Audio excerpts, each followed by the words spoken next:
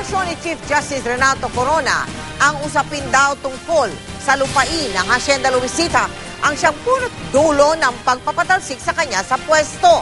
Umalma naman sa paratang ang Malacanang at ang Hacienda Luisita Incorporated. Nakatutok si Sandra Aguinaldo. Makailang ulit na ring sinabi ni Chief Justice Renato Corona na kaya umano siya ginigipit ng Administrasyong Aquino ay dahil sa kaso ng Hacienda Luisita na nakabinbid ngayon sa Korte Suprema. Nagdesisyon na ang Korte Suprema noong November 2011 na ipamahagi na sa mga magsasaka ang asyendang pag-aari ng angka ni Pangulong Aquino. Pero ayon sa Chief Justice, humihingi ang mga kawangko ng 10 bilyong pisong kabayaran. Ngayon, bakit matanong naman siguro sa akin, bakit naman gusto kang alisin dyan sa impeachment na yan?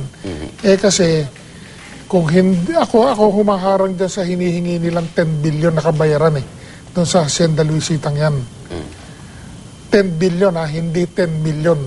Sabi pa ni Corona, siya ang tinik sa lalamunan ng administrasyon sa isyung ito.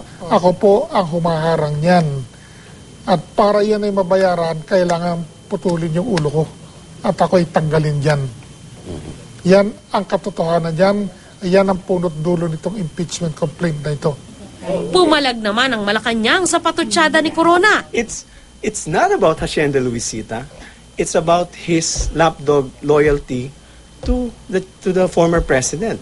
Ang Hacienda Luisita Incorporated o HLI, itinanggi rin ang paratang ni Corona. Pero sa kanilang motion for reconsideration sa Korte Suprema, sinabi nilang ang just compensation o bayad sa lupa ay dapat base sa presyo ng lupa noong 2006 at hindi sa presyuhan noong 1989 gaya ng sinabi ng hukuman. Sabi ng HLI, posibleng umabot sa 5 bilyong piso ang presyo ng lupa.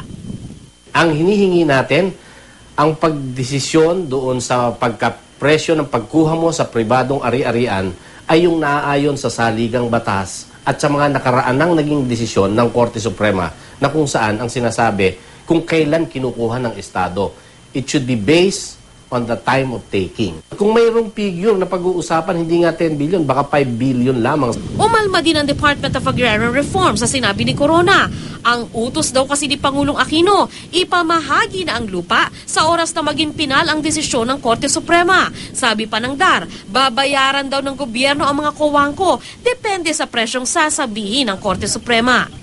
So yun lang po yung maliwanag na instruction ni Pangulong Aquino, na ipatupad natin ang batas. Hindi lamang po sa Hacienda Luisita, kundi sa lahat po ng lupain na ikino-cover natin under CARP. Bagamat pwersahan yung pagkuha ng lupa, ang sinasabi na sa saligang batas, kailangan natin bayaran. Hindi naman daw natutuwa ang grupo ng mga magsasaka sa asyenda sa pagkakadawit daw ng kaso nila sa politika. There are other legitimate issues against the Chief Justice na dapat nasagutin at dapat hindi siya magtago doon sa issue lang ng Hacienda Luisita. Sandra Aguinaldo, Nakatutok, 24 Oras.